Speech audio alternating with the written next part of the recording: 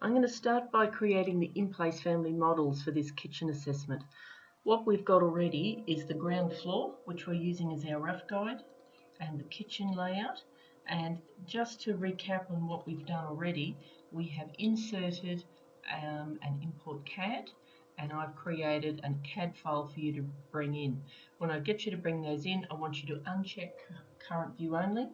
We invert the colours because it's used to being seen on a black screen in AutoCAD, and we change the import units to millimetres. Now I've already got that in here. If I actually want to turn on or off any of the layers within my CAD drawing, I can just type in VG for Visibility Graphics, or go to View and click on Visibility Graphics. And you can see here in the Imported, because that's what we just did, we inserted an Imported. You can see here's our assessment too with all of the layers that have been generated here. So we could turn them on and off if there were too many layers for us to be able to understand what's going on. So looking at this and then working between the drawings that I've given you, the measured drawings that are available in your assessment, which is in Connect and also in the Student Drive, and then also the images which are also in the same place. So we can jump between all of these bits of information and work out what it is that we're going to create. So to physically create an in-place family, so we're going to model in the project, we're going to create this bench, I'm going to create this table and the legs, I'm going to create the MDF veneer board bulkhead above here, and I'm going to create that bench top just there. Now these overhead cupboards and these cupboards and the under cupboards and these cupboards are all going to be families which we will bring in and edit. Those families are already available to you in the library, which is also in your Student Drive. Because I've got a CAD drawing, I can click and use all of this line work to help me set it up really quite easily. So I'm going to start by going to Architecture, Component drop down and Model into Place. It's important that I choose the right category. Joinery is called Casework in Revit. I'll call it Island Bench. Now everything that we're going to be doing in this assessment, and for that matter in most assessments, is going to be a simple extrusion.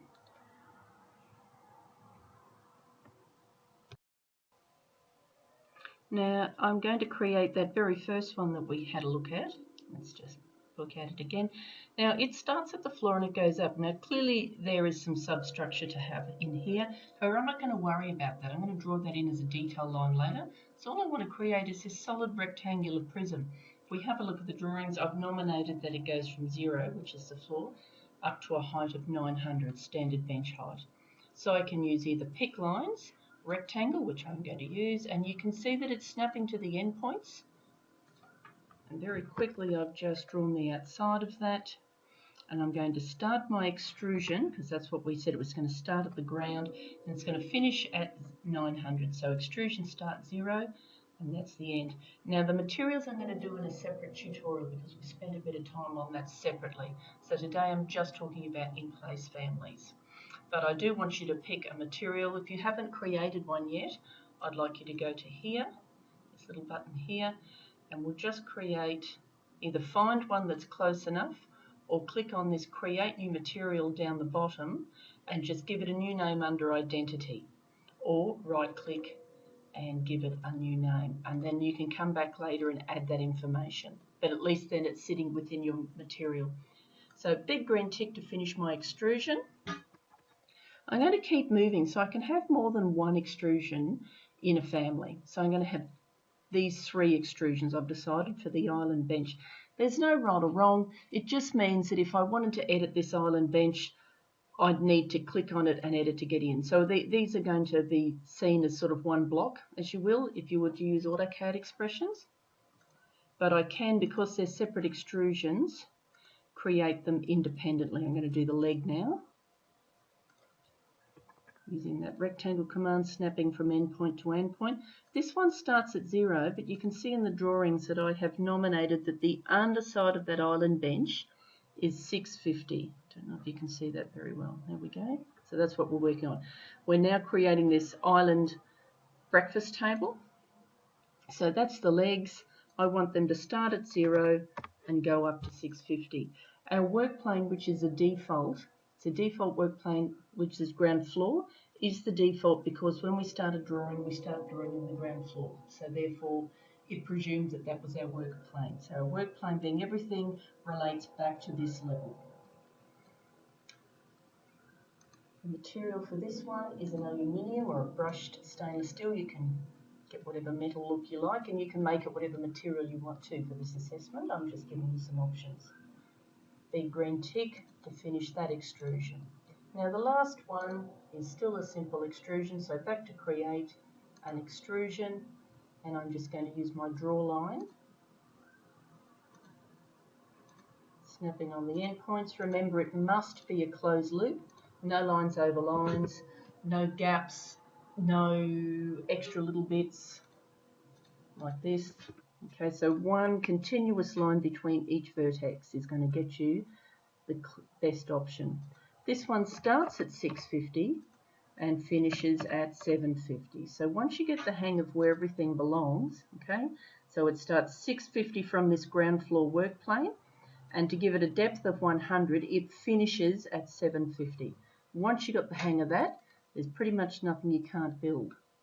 This one is a nice timber. I'm just going to choose this.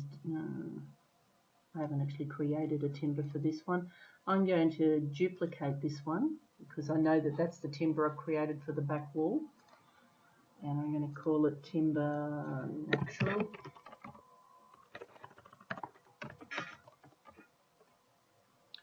And most importantly, before I leave here, I will duplicate this asset. See how it's shared? So I want to duplicate it. So whatever I choose to do with this one will not be replicated with the other one. So I'm just going to make it look slightly different for the moment. And again, I'll come back. Now that I've already assigned a material, I can tweak it really quite easily. Okay, so 3 in-place families created relatively quickly. I'm just going to hide this ceiling. I've gone into my 3D view. So I've clicked on the edge of the ceiling. I'm going to hide in view just the elements because we're going to create a proper ceiling later. There we go. And if I flick this to a shaded view, or better still, a realistic view, okay, you can see that our kitchen is starting to come together. I'm actually just going to delete those in a moment because I've jumped ahead too much with that one. Now the next 2 that I'm going to create is this back bench, so just the bench top, and I'm also going to create this bulkhead that sits across. You can see that goes all the way up to the ceiling or thereabouts, so I'm going to create that bulkhead as well. I'll do the easy one first. So component, architecture component, model in place. It's still casework, and it doesn't really matter so much what you call these. And I'm creating a simple extrusion. I'm starting from here because if we have a look back at the image, you see that this is actually a cupboard that goes all the way through. I've spent a bit of time just having a look at that. I'll double check that yes, that's 600. It should finish at 900, and because I want it to be 40 mil thick, it's going to start 860 off the ground, leaving me a distance of 40 mil. It's the white stone again. Big green tick to finish the extrusion. I'm going to finish this model because it is quite separate to the next one I'm about to create. And last but not least, architecture, component, model in place, casework, extrusion. Alright, we should be starting to get a bit faster now. Alright, all the way to the back of the wall, all the way to the end of that wall. And it should be sitting. Okay, I must have measured that one 400 off the back wall and 300 from that one, but all you need to do is trace. Now looking back at this image and then popping at our drawings, okay, you can see that we want this one, that's 2400, so therefore that must be, it finishes at 21 and it starts at 1500. So start, sorry, that's the cupboards above. It starts at 2100 and finishes at 2400. So I have gone to a bit of trouble to sort of, I've actually obviously drawn this out for your benefit, but I've started by sketching everything and just typing in all of that information to make sure it works before I start modelling. It certainly makes things a lot more efficient, just quickly sketching things up by hand. Now this one is that dark timber that I created earlier, but doesn't look any, oh yes, no, we're good. Timber dark, green tick to finish the extrusion, green tick to finish the model. Just remember, because it's all greyed out here, that tells me that I am still in a command. And if you can't see where it is because maybe you've clicked on another tab, if you see this little green icon, or sorry, this green tab, this contextual tab still highlighted, just click on it again and you'll see that's where your green tick is. Okay, I hit save. Now I've got to a certain point that I'm happy with, and I'll check out what I've done so far. So they're all the in-place family extrusions that I'm going to need. The rest are going to be library items or components that I edit. Now the only change I'm going to need to go back and do is to click on this bench top once I've added my sink so that I can put a hole in the bench top for where the sink needs to be.